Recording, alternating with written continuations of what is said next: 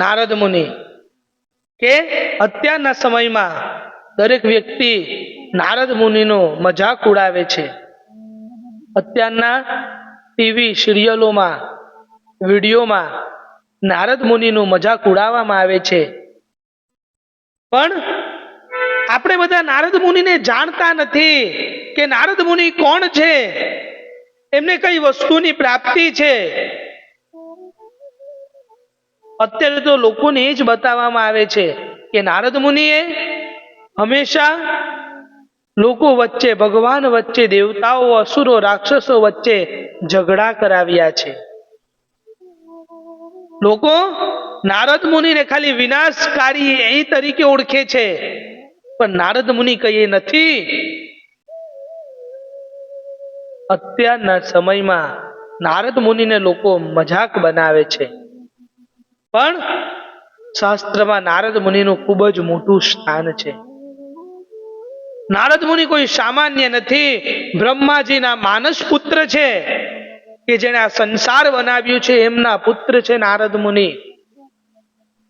નારદ મુનિ પોતાના પૂર્વજન્મની અંદર એક સામાન્ય બાળક જ હતા, પણ એમણે સાધુ સંતોની, ભગવાનના ભક્તોની એટલી સેવા કરી છે, ભગવાન વિષ્ણુની ભક્તિ કરી છે, અને ભક્તિના કારણે, સેવાના કારણે એમને નારદવત્વનું પદ મળ્યું છે.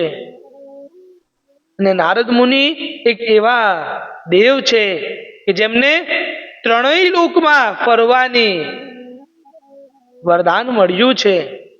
એ નારદ મુનિ કોઈ પણ સમયે કોઈ પણ લોકમાં જઈ શકે છે. નારદ મુનિ દેવતા, અસુર, ઋષિ, મનુષ્ય દરેક વ્યક્તિને ધર્મની જાણ કરાવે છે.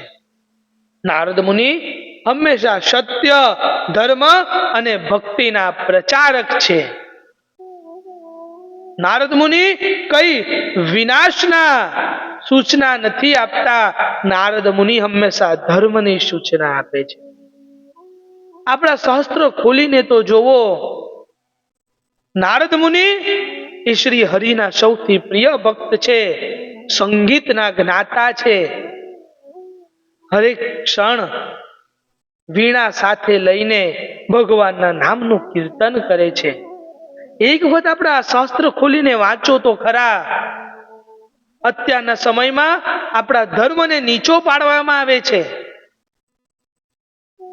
પણ નારદ મુનિ વિશે જાણો તો ખરા કે નારદ મુનિ કોણ છે. આપણે દરેક પ્રહલાદજી વિશે જાણીએ છીએ કે પ્રહલાદજીને બચાવવા માટે નૃસિંહ ભગવાને અવતાર લીધો હતો.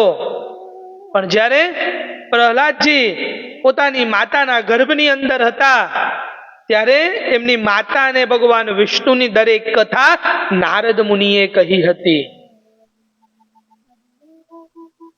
એ નારદ મુનિનો મહિમા છે.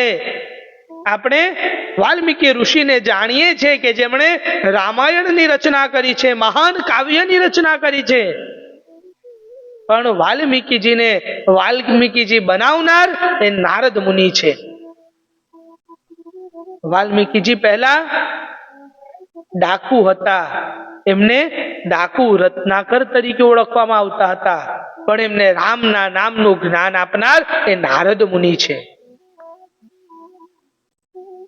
ભગવાન શ્રી કૃષ્ણના પત્ની એટલે કે માતા રૂક્ષ્મણીજીને શ્રી કૃષ્ણ ભગવાન કોણ છે એ જણાવનાર પણ નારદ મુનિ છે. અરે આ છોડી દો,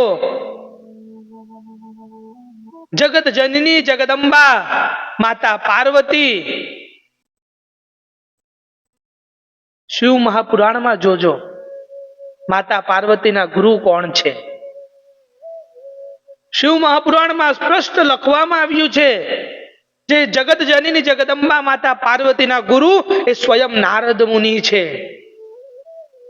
જરા વિચારો તો ખરા કે જે જગતની માતાના ગુરુ છે એ કોણ હોઈ શકે છે? એ નારદ મુનિ છે. એટલે એક વખત નારદ મુનિનું મજાક ઉડાવવા પહેલા નારદ મુનિ કોણ છે વિચારજો.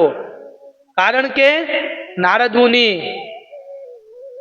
કઈ વિનાશના નથી, એ ધર્મના જ્ઞાતા છે, ધર્મનો પ્રચાર કરનાર છે. એટલે નારદ મુનિ વિશે જાણો. કેટલાઓ દેવતાઓ ને અસુરો ને દરેક વ્યક્તિને નારદ મુનિ હંમેશા ધર્મનું જ્ઞાન આપે છે. એટલે નારદ મુનિનું મજાક ન ઉડાવતા, એમને જોઈને હરિની ભક્તિ શીખજો, હરિની ભક્તિ શીખજો.